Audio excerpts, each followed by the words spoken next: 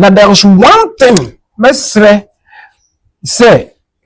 Gidia Obron was so be a yashi, and said, Obia need your Gidino, until or soon be a won't be a fashion when you're rooting to be Christian, Muslim, no me debate, and the way say, say your man, and that this sense and say, at the bomb, I have it. Bemo Ishmael, or no Isaac.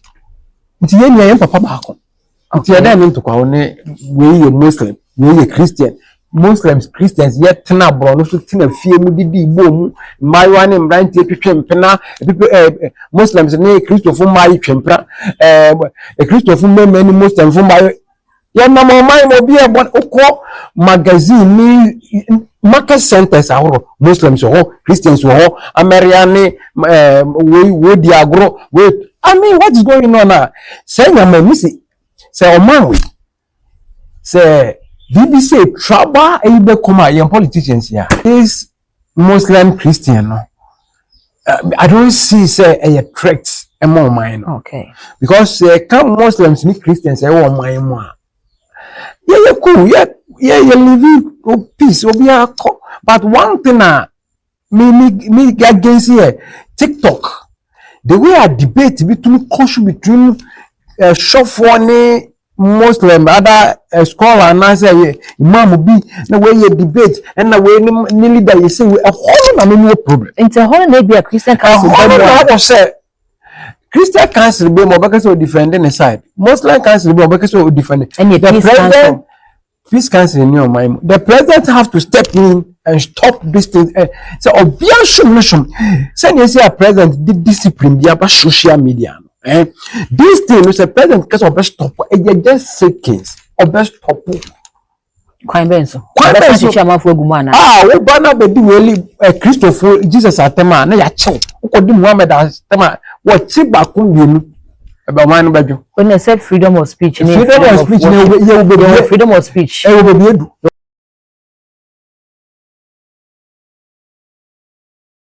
I will say more about at too much GHS. So message say they can only me edition. I will subscribe to me so at the amame. I know I say what the girl never come on. So I upload me to more pay. When the first person here on Saturday kaya. Ebe kasem the news ni nyina esiti na busia ene baba be pie mu ewo address Adonai city. Ya me ne prophet Adonai ena eba bi di enkomo de dodo na ena etwagu ewo media no so ne ho nkonya ena busia ene yesi ntika me ho odifo wa ye krado kam ho enkomo na kwa ba ye kono ya mama refi enkomo ne kwaso so betimi de comment no afa comment section ho abai begebre na ya kenkan e de amount ne mo odifo akwa ba na ye fa enkomo no enhwehwe so.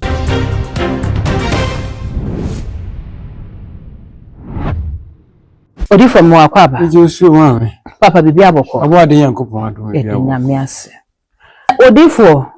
na Ghana for chese saa bredi nka ye hwese na niema ekọ ene ade edema Dr. Mahamadu Baumia na ka bibi ade adase so saa bredi Dr. Baumia fedie watetimu a Ghana for nyina epena asem. Na so ye o na prekope as a Islam ne Christianity sensemi ababebomu a ene yenya Muslimi fo a womo akwakoto apostle bi sotra saa bredi ase womo mienu nyina ya san ka womo abomu amanu masumdwe bua we na esi yi ebetime ha Dr. Muhammad Baumia na yo ichia hwefo mo hwe nsamre me mpa iboni so body yankopon yi bibia akoma so bisade ma na nhyɛ ne din no ya amen unkoma wodi ato ye enkomo kesia akoye nipa pimpim ebobo ho wiase na yam politicians na aba nda bia me kase wo mo ahom te papa Ghana ha yeti se ka Muslims any Christians are yeti kro we mu a enka menji bi se bibi ana mentim ho asibi beyi niti o Ghana nanso politicians ya wa wonim kwa ofa so ye woniama nti ya no ma ya na bibia bebom na akofa ye bia base oman no jama ye wo problem bi wo yentem so obekom no na ye ni problem bia say flag bella bi our tribe bi na enam sunti no se menti me ho ase anase nuanom nti wo ho ase obibima ebetumi aha no kwan bi so ne de tumi ne de mehu ni se ehsa neti say Dr. Muhammad Bawumia the chances of becoming president that be no na menjim bi say so oye president kra na ontumi kase obe break Christo sumasi ontumi okay okay ensi na menjim bi say intention no wo penim bi emu so obe ye leader na wa be bre osum bi ase na wa be soleti osum bi okay yeah can both two parties ni ya one number to ni se Christo for so wa wo ye hu se ni wo ye na mwa na ndé wa wo mejai aban yo so ba fofo ka se wo hia nkom hye kwa bra eyi na so ye na fa betu nanim ana me boa na Christo fo ka de obi anka hwe ankyere wo obi ahwe anka se wo njai wa na obi nim ne ka wo mejai ana obi na okay what is a Christo fo ba bontin be ye press conference bi Debbie former president ne so wo mo hye mbra bi se 31st night my d4 hye nkom ne ade some say commission be ba evidence ka ho what in commission be evidence sunsun ni ya che na ogina so na mo say be si honamani it is ade be si honamani dia say ni honamani dia o say etimi evidence ni ya mbre dodo a prophet fema say no yan commission ba ko oni hot takes sunsun muduma ya na ye debi a me kasa abrabo ne bono ye yemfa ye ni hu e do si ye di ni na ne ya di fo ni se wo ye individual na nyame boa na wo nya so dum ni bi na so hu bia before kasa wo be di it na Bible case and commission ni wo man ye ngi commission di okay a Christopher ni Muslims ye ni problem bi organa na there is one thing mesre say gidia odro no we so obi ayi ahwedie ni say obi ani gi ni di ogidi no ontini okay me shunshun shori for me jimi shunshun shori di me dim shunshun shorate we or your Muslim or the Muslim shun di onye ne di because oshun bi obi awon bi ani mi faso do a we nya ohun ti obi ekire okay ana yesa a Christopher gidi say Jesus be wuji yankwa yen gidi no Muslims gidi say Prophet Muhammad ebe chire won kwanya o metumi afaso akwa heaven won gidi no nti Bible say ye mani niambo mi yini otwabre mi bia ono no betwa ne die wo menyame okay ye fa Kaiser dia ma Kaiser nti obi e kan me prophet Adonai kan me tia won nanka so obi ye konfo obi ye malam obi ye buddhist obi ye hwan eni osum bia no nka ye nia kra betumi aka bom ne ye nia nka betumi hia ne ye woma konfo wo malam fo wo imam fo wo buddhist wo osuma hodo obi ani gidi obi ani nia ni gidi wo na ya ma nti na odi ekire obi ani di bibie echi abra onye mfaso bia and yes sir ntino there was one thing mesrese I will say ejidia wo bi ahwe no twaso no bia di ni lemu bon say Christian bi Muslim no me debate and we say say nyama no and na dey say say e dey bon me mu I happy cause nobody obe last be di Jesus Christ at them okay so sure there was no Muslim because they did the honorable leader Prophet Muhammad at them okay nti near Prophet Muhammad nyame de man no de be kire the chief before no so ma gia to say nyame no shoma ne say o ma kire won kwan e Christopher so ye to say yes you Jesus no o nyan popomba o be wuji yan kwa okay e ye gidi no no shom bushum shu be gidi say na bushum odi ekire no e no so boa no Emma na brabo na bibi oye bia kosho se mi open no onu so gidie no nti obi anya me die ebe ne menti me ho ase ewo okay and then nti na koye me say we kan we there was no leader me de bia me kase even young politicians here aye bi no keka nsem fa wo obi no o memusu man ka mempe me Adonai me bae me ba asase so number so wo na Jesus o ono wo na nka me nipa keto nka me na man se nka me huru pa ka ba fia Jesus na say 2 minutes ana yesa sama prophet Muhammad so say o ye me na ka me bae na prophet Muhammad nka nya sem keto ana me boa se nkofo ne o ma be ye wo madwuma ko wo mu generation ye ni obi ya beti anwade ni senkyende ene ogie Yankopon ne fa wo so bae be mo wo Ishmael ono no wo Isaac nti ye ni papa baako nti ya dan nto kwa ne we ye Muslim we ye Christian Christians yet tena bro no so tena fie mu didi igbo mu mayo ne mbrantie twetwe mpena Muslims ne Christopher mayo twempra Christopher meme ne Muslim fu mayo ya na mo mai mo bi e bon okọ magazine ni market centers ahoro Muslims ho Christians ho American we di agro we I mean what is going on now say na me misi say o man we say BBC trouble ebe come young politicians here one young problem we be say politicians ne dey wo ye den because ba ye hu say amonyoni bi akoka say bia me na me suma no ana obi amebo amonyoni bi din wo mo kasa no mo ye esum mpanifo apostle ye Kristoni imam ye ono so ekoka say obi ekasama na nokotia commissioner konku Mohammed aye ntwa neti no onye politician na afa ni okobo so tro police station no ono so nye politician it is hard ya wo ba politicians ni din omo no omo ye de ni ekoso yimu mam tro de say imam nasem no kan say onye full tape ni tia or the tribe bi a na wo ono kwa utia de na nye Christopher dialect no di wo matemu okay or the kofu bi atenza won so wo wo sunam eye Christopher na imam no all refer to with full video no sha but say apostle ya wo chiri bi only one Islamic scholar bi ono ayota ni debate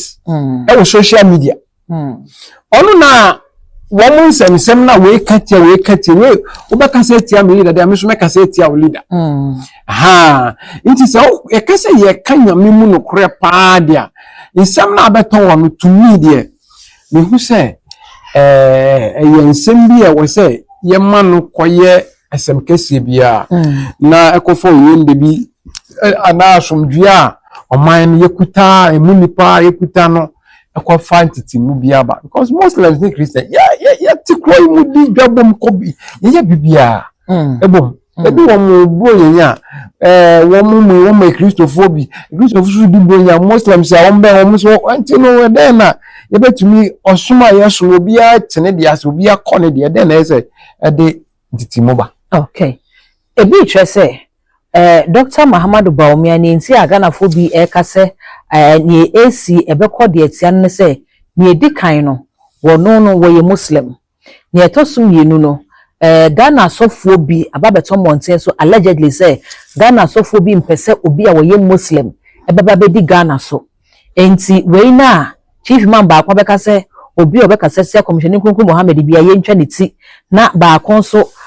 aba ye hu se o makwa akwache sofo no so akasa ade atia Muslim sum no na police station na police fo wo ho watimi nyatumi abona sum wa police fo nim na wakwa ansa na police fo se o makwa akwache ni pane de abaro eno wo mo tre se penifo se ye kukuru mponi na ye besoa Kristo ni mpo na wo di ade se mampani na Muslims fo aka wo ho a wo mo twa mo bobri ene se Muslim na kasa be didi ene se ye Ghana hambrao hapa okay Muslim ni president nobody say obetra o say o mon kai Christopher nsha na o mon titi Christopher okay ensi ntino ene de to me de make say shruni sana meka nani wonti wo mo asese Dr. Muhammad Bawumia fo na no nto asem na ekoso no no ujidi se ehu hia so bekasa wo ho ene the politicians wow how one strategy how de ye on politics missing we a political strategy to distract Dr. Bawumia. Oh, they don't know how to create their things. Politician, how to me a BBO? The politician per power. Nyama womo yen, we yembesho. power, they do everything to get power. And to me about say we in near Cosino, if we ruling party one or let's give to them. Politicians have their strategy to do the thing. Don't blame anybody. Just let it go. Now we more be a no. Be a bisa we won't create physical. It's not about any spiritual crash. Spiritual implication. Spiritual crash. To me, Ghana headed towards baby. Ghana can never head towards to anywhere. Okay. But what the place Ghana will be headed to near 2028 election. And you will say this trouble, or sumo in the adu. Okay. Adu. I think it's a chief mama by press conference. What cash will be asking. But one thing I want to say, Christian council me at one way. Where are they? Oh, Saturday video be circulated. You who say Christian council no ne. Other Christian fraternities no afrem penifo ni mienu apostle no ne imam no ama wo mo mienu kra no masumdwebo ama hage wo ho ne ade enti beti ba se we no eno ano no anadi fo keke se Christopher ye benye odama ye ho me hu the way ye be kan ye nsema ebeboa because utumi hwe social media bia osofo tumi ko fa ne yanko sofo betena ho na some of the company yanko sofo ye mbesho nti odona Muslims no won ye odona ye won ye dipsa won shun so di for ni shun so di for no media social media dia boy ni shun so de na nka shun so yanko yen nyama bi but inde no se ne na abaso adentia obi say free in the competition bi you be a competition woman dey come. So it create a lot of problems our system name. What I say? I don't know say Christopher you work near your wage. We dey nyame adom asomdwe na banti no. Yen so say amana we be kase na esibia no mpenifo abem kasa na tobrew yenko eni. Into woman so etnetine woman sa ewo president so say papa na obo so tro no wono no eye obi a oben man panin ye pa ya womo a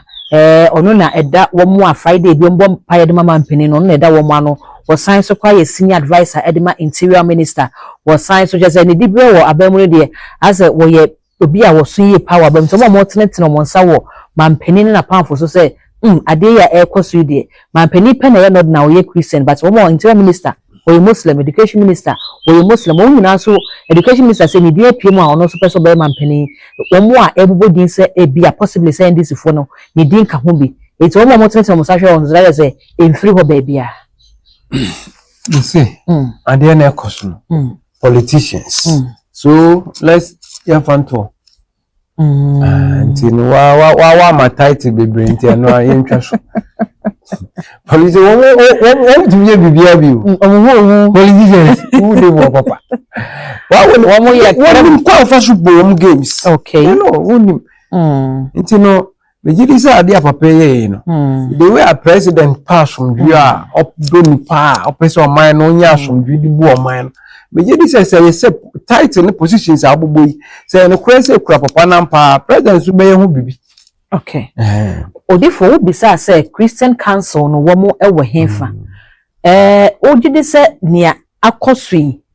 ya ye de target Dr. Muhammad Baumia say because we Muslim ntino Christopher mpese obeba abega na mampani no ebeye okay say Christian council no emra bonten na ebia statement bi press release bi kasa bi nkoso say oh ye Christopher Ghana ha Christopher no ye do so de na so ye ntia say Muslim dey be president na say bibi nti so bi be president na say we Muslim mpa ye Christopher no ye gina say Christian council ye gina say peace council no ye nyina ye tai obi a wo ba be diga na nimu achi na emfa ho ene esoma wo fiti de say sa statement bi epf wo ma no ba ebe kame enyema na oh so intina me bi say no wo so se wone wo matenase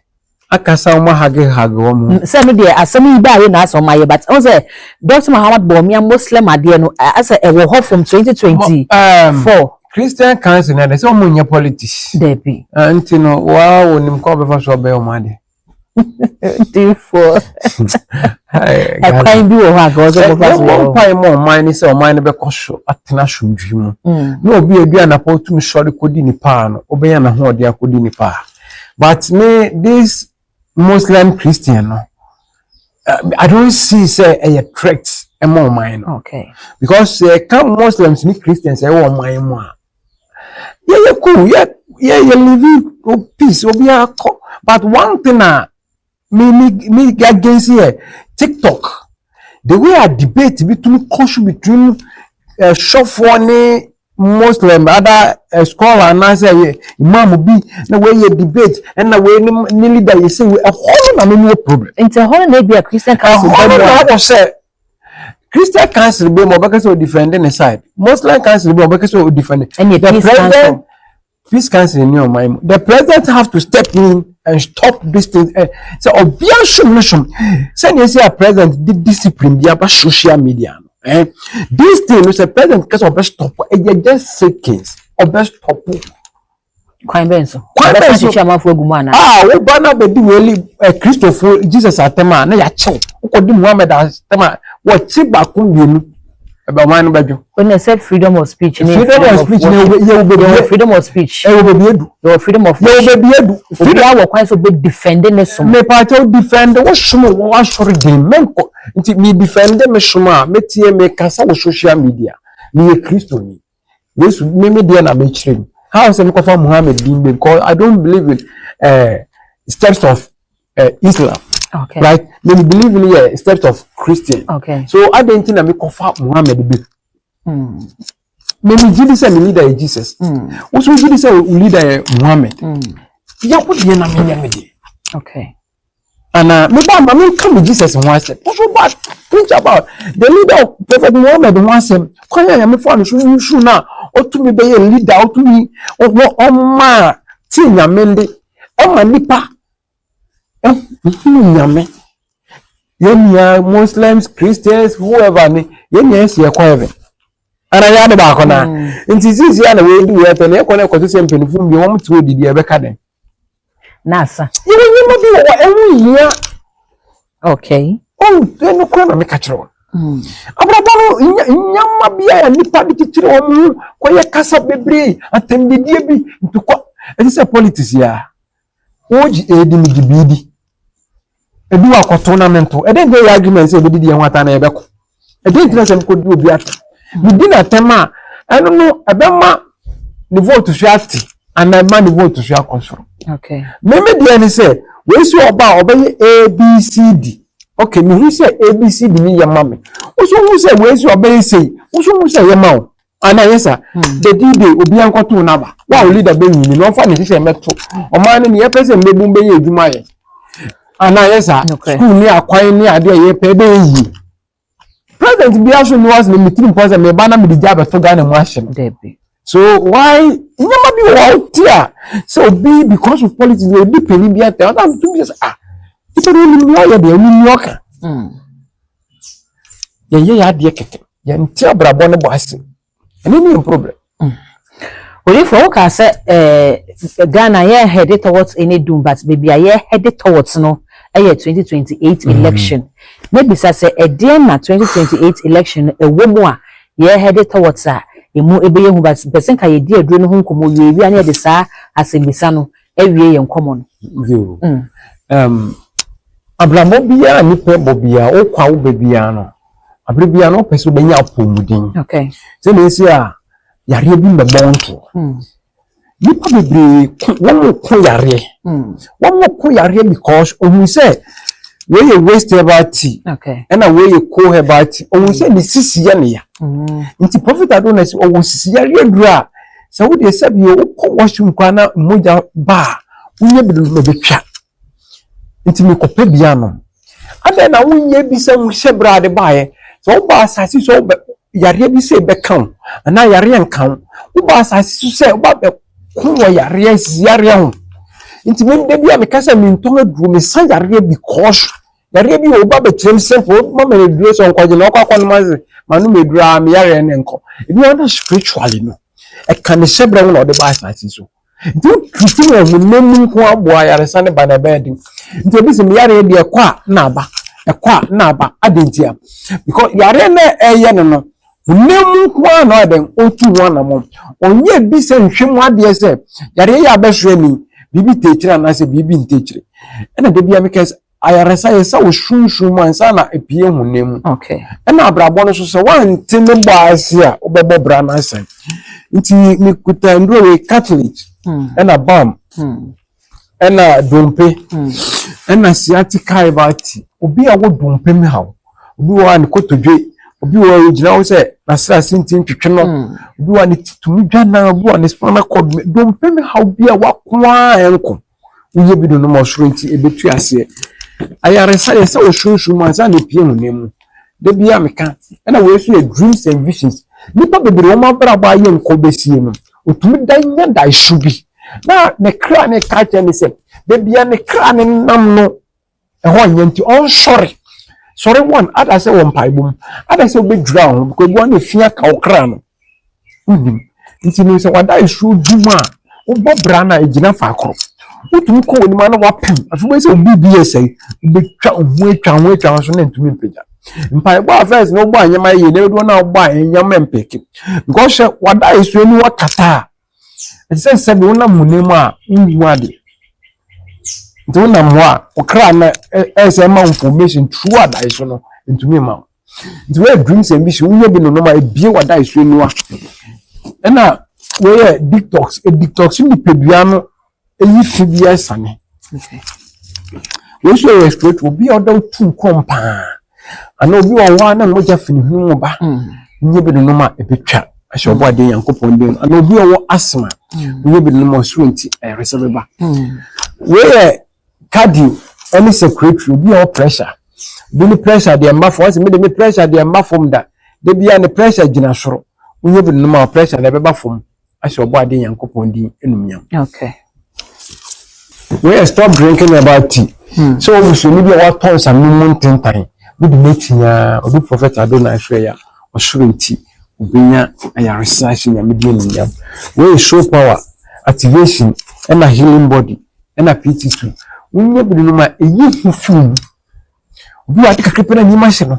o piso tu na mo bi obadwia so nko mo se eye sache se okra na ye mbre unye bi no ma ya waking show no ne boama sunsun ni pedua no tumi kenya no se obo ade yankopon di enunya na we stroke about tea so we bushoni bi stroke akana to form of stroke bia edi nipa nya na so bi wo a unya sign bi se o wa se anansi achew o wa na unsa titiriti unye bi no ma mentwe anansi no ye police nti triti ma yare me count to ansa na wa shore na we so my friend back to send about tea unye bi no e kenya ne pedua no kra na be binso bi bebo odua no betu odua be kana generation we ni patrim ye den wo bo odua na wonya bre no obi so pewa abre wase nti wo wa no bon bai okay na we so for you one about tea unye bi no ma physical protective brain no protective liver ene wakoma no e ma pressure unye bi e dua unye bi no ma e senche de pa wo abra bo ma wa be usampa ya Bible say ni bia ba na fa ne ha ne nsayare nti yare bia de na ma asasi so a wakwa wonya ne duru udi prophet Adonai ya osurenti benya ya research obade yankopon die ni okay odifo ansa na obi me question na ma me misa say wo kasa wo se obi wo hono mo a e wo se wo ye hwehwemu hwe ne hyebre mu hwe se wo de yare ba ya Bible say ni man tampia mu ne nya yaresa it say Yesu man tampia mu ne nya yaresa de a ene esiden na yaresa no wode aba besen aseden na soma na still obi wo ne hyebre mu no yare ka ne ho firi a wo ye no wode aba Yesu hyebre ode ba ne se oba wiase abepa wiase bone se na Bible atwa ma ya agide no anayesa odifo yesa ono de ne hyebre ba so oba ye be bona sendi me de pie be wona mfe nti mfe na ye de sika wo ono yaresa no nti no wo diabetes pressure kidney ni ade wo mumbo wa no mu yi wa yaresa cause minim minimum elders bi omo ba fie ha wo mo abeji ayaresa na wo kan ohu won asora bo say yes or elders but na ye king kwa abrabo ne bo ne yade mienu shum ene han o pese wo bi ya o se wo bi shum ne transa na we tumi edi han ne so okay because a shum wo ansa na han beto no nti shum ye pani nti abrabo no pese esi ye mo na koye ma if you want to win the day you have to conquer the night when you conquer night now forget about day nti ebinu ko asori ye gidi fo bompaye edi nyame hyehyɛ so nanso ebe na ware sema o problem yare ha sikasem talent obi ko awo sem ye problem obi sabio wa wo bebi a amma sabi na bra bo ni apem because akola ne dio azako ha obi aba wa ko wa bre enti nipa ne ye woni pa bia ne wo hye bra de ba asase so enti one ye obi a wo ye bi sama na wo se nipa yare oni enu eyade a eka ne ho ode baaye ebi wona wa fa asase so ko na wa kwa ba se oye bone bi obetua so ka obi so na oba asase so na obi ye ne bone bi na oba nanfi obro be fem no oba be dan na bide nti abrabo na ye bo no de bia me kasa nya ye mfa ye ni hu do hye ye bi ni na se wan ti abrabo no bo so abebo brasa okay nti yesu abewu de ba yesu se wamba se obese mbra bia no obehye ne de nti yesu wanka ntia se wa benti no ye nja sunsun se mi nyengo go read 1 Corinthians 15 for verse number 44 no oshi de wonam ni pedua ne wo sunsun ni pedua nti se abrabon obo ne wonam nko abebo brasan okay yeah nti ne ready for 2028 ebekwa akoto aba de ne wo ehu 2028 ebekwa akoto aba ehu 2028 aba ebekwa akoto no de obi ampene se ne yanko besisi no ene na eda ho obi ampene se ne yanko besisi no obi ampene se obekwa akofa mbenima se media aba ko strong woman umeni baba be jaje ballot box ahyehyɛ no se ne esi 2024 no nti obi a prepare for that because I would do many maba so one penny ama yemfa police station ha abemba correction center we should be many maba say ya de baba nti hono na eyasem ze ne keka ko di mo hu nti na no ni say yes ye pe free and fair edu wa koto waba edu obi ama kwan na bebi etu aba no bia no obi amfa no bia mra na won kan collation center obi ankwaji obi what do you call it one forms na sheet le bi mo gi tititi mu ni ade no 2028 sisa nti wa wo nya akonya bi ji obi pin sheet atiti mu 2028 men try ya mi mehu na me ka kire wo try a emwa gosh obi a boabo no onye ni yesi 2024 onye nda ho no esi ye ofo tinti monsa wa ye boro won ga ye onkofu bebre won mu yini ye be tusi so ye hu bi o social media ya to aba ye kan a empim ye threat no bi adentia because odimbe ni maba nti meso na boabo no so dimbe ni maba e hia what you say sansam ne bae no manti se ni abo won din a wo so mo hoyi manti wo mon campus wo mo ga na ada okay manti se peace council be condemn bibia manti se Christian council be condemn bibia manti se Muslim council be condemn bibia manti se traditional council be condemn bibia ene yetim nti se yetim na sem simen penifo ofie na wo shem penifo ne be kasa condemn nyama bi ai bi mu ye wo si kire wonse eka na ye asem da ho na mo meka dia betu mfu na metie bi okay because ye te se vigilantism no ye shemra to be bi obi mu twifu atoto mbra ne tini bebi okay nti sisi an mbra ne dia be hye but se nipa betie no ene ni asem ene ni nyama bi wo a esi wo man mu a wo se ye condemn na nipa bia ni se ni esi bia no ntwa yi wọ́n ṣe yàtọ̀ ọba wọ́n bẹ̀ kàn náà wọ́n ṣe mẹ́mpẹ̀rẹ̀ obi strong o na bi mu di menimba na gidigidi cause onu ni you say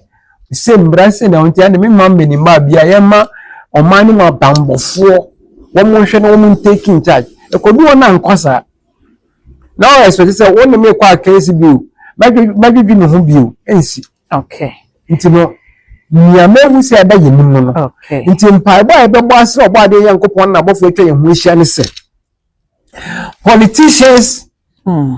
wọ́n mu nim nokure no wọ́n mu mfanto na nipa oti oman mu so wọ́n ho osom andwo okay obade yankopon hiro bibia no ye bibia ko aso bisade ma amen